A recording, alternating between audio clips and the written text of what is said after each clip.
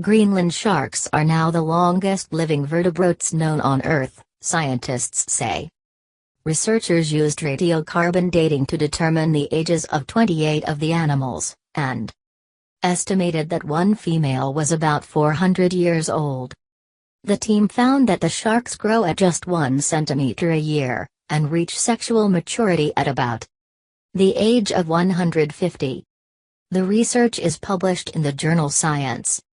Lead author Julius Nielsen, a marine biologist from the University of Copenhagen, said, "We had our expectations that we were dealing with an unusual animal, but I think everyone doing this research was very surprised to learn the sharks were as old as they were." The former vertebrate record holder was a bowhead whale estimated to be 211 years old. But if invertebrates are brought into the longevity competition, a 507-year-old clam called Ming holds the title of most aged animal. Greenland sharks are huge beasts that can grow up to 5 meters in length. They can be found swimming slowly throughout the cold, deep waters of the North Atlantic.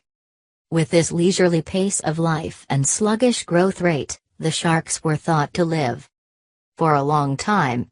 But until now, determining any ages was difficult. Even with the lowest part of this uncertainty, 272 years, even if that is the maximum age, it should still be considered the longest living vertebrate, said Mr. Nielsen.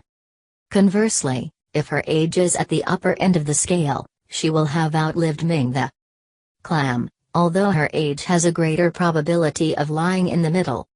Also, the radiocarbon method is not very precise, and so is only really relevant for very long-lived species.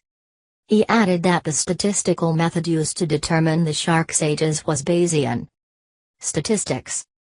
Bayesian statistics were first worked out by the Reverend Bayes in the 18th century.